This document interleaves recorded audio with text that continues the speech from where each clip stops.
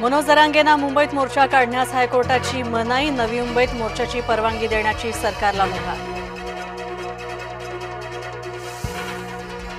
कितीही आडकाठी आणली तरी मागे हटणार नाही, हायकोर्टाच्या निर्णयानंतरही जरांगे आंदोलनावर ठाम।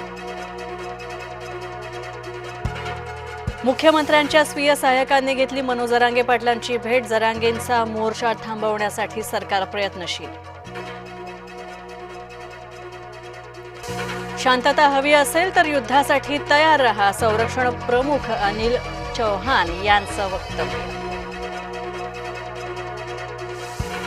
केंद्रीय गृहमंत्री अमित शहा 2 दिवसीय महाराष्ट्र दौऱ्यावर येणार, अमित शहा लालबागच्या राजाचं घेणार दर्शन।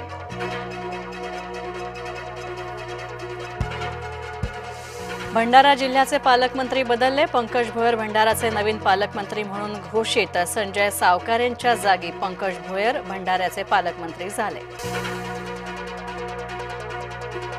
हाकेंच्या गाडीवर दगडफेक प्रकरणी गुन्हा दाखल, हाकेंसह 14 जणांवर गुन्हे, बीडमध्ये जमावबंदी लागू। कोल्हापुरातील मराठा समाज आक्रमक, मराठा भवनाची जागा गेल्या अनेक वर्षांपासून अशोक मानेंना दिल्यानं नाराज।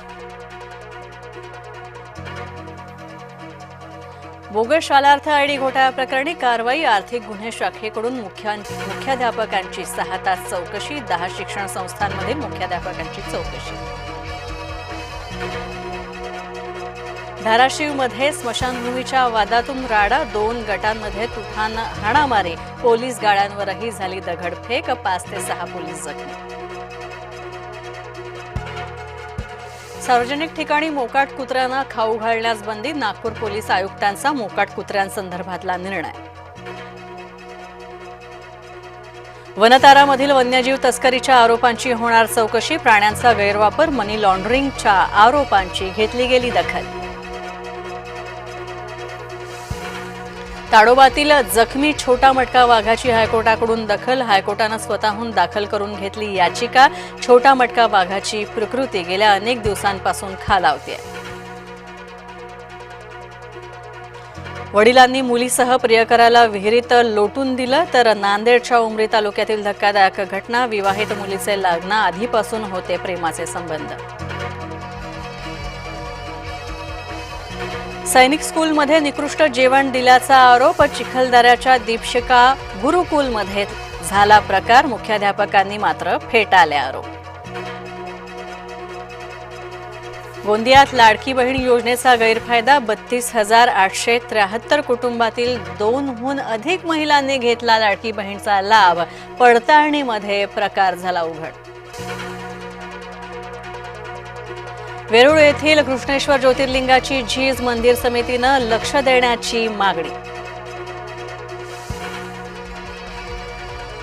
जम्मूच्या डोडामध्ये ढगफुटी, 4 जणांचा दुर्दैवी मृत्यू, 10 घरं वाहून गेली, मदत आणि बचाव कार्य सुरू, ढगफुटीमुळे वैष्णोदेवी यात्रा स्थगित।